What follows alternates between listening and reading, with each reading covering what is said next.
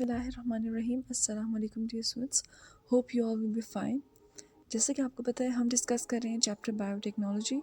अपने previous lecture में हमने डिफरेंस देखा था डीएनए, क्रोमोसोम्स और जीन के बारे में। आज की वीडियो में हम डिस्कस करने जा रहे हैं बैक्टीरिया एंड जीन ट्रांसफ़र।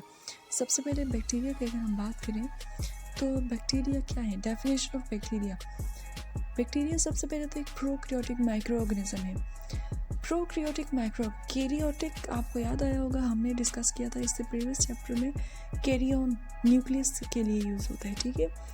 तो प्रोकैरियोटिक माइक्रो ऑर्गेनिज्म वो माइक्रो ऑर्गेनिज्म होते हैं जिनका फॉल्स न्यूक्लियस होता है। याद रखिएगा, पूरी दुनिया में दो तरह के ऑर्गेनिजम्स होते हैं, एक प्रोकैरियोटिक ऑर्गेनिजम्स होते हैं, एक यूकैरियोटिक ऑर्गेनिजम्स होते हैं।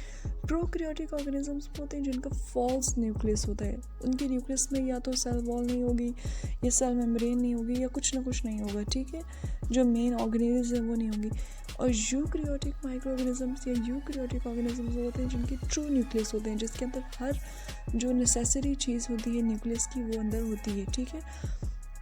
तो बैक्टीरिया की अगर हम बात करें, बैक्टीरिया प्रोकैरियोटिक माइक्रो ऑर्गेनिज्म से सिंगल सेल्ड होते हैं, ठीक है। अकेला एक सेल होता है, ठीक है। मैंने आपको शायद पहले भी ये चीज़ बताई थी। जैसे हमारी बॉडी, हम मल्टी सेलुलर ऑर्गेनिजम्स हैं, यानी कि बहुत ज़्यादा सेल्स से मिलके बने, सेल्स कंबाइन होकर टिश्यूज़ बने, फिर ऑर्गन्स बने।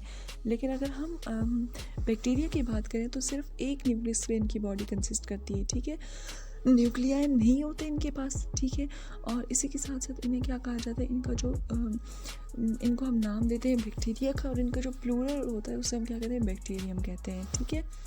याद रखिएगा, बैक्टीरिया कुछ यूज़फुल भी होते हैं, कुछ हार्मफुल भी होते हैं, ठीक है। उसमें डिटेल आ जाती है, ग्राम नेगेटिव भी होते हैं, ग्राम पॉजिटिव भी होते हैं, वहाँ आगे जाके इंशाल्लाह डिटेल में देखेंगे। लेकिन कॉमनली जो मैं चीज़ आपको यहाँ बताना चाहूँगी कि कुछ हमारे पास हार्मफुल बैक्टीरियाज भी होते हैं जिन्हें हम क्या कहते हैं, पैथोजेनिक बैक्टीरिया, जो कि क्या करते हैं, डिजीज़ कॉज करते हैं, ठीक है। और ज़्यादातर नॉन इन्फेक्शियस भी होते हैं, वो यूज़फुल भी होते हैं, डिफरेंट फंक्शंस भी परफॉर्म करते हैं, just like decaying, fermentation, nutrient recycling, nitrogen